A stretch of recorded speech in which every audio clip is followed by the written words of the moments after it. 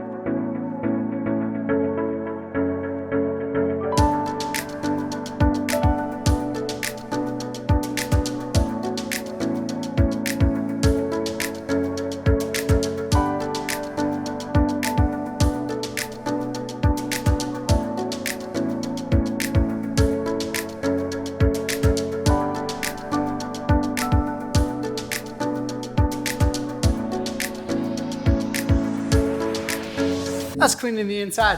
Hope you dug it. Bye.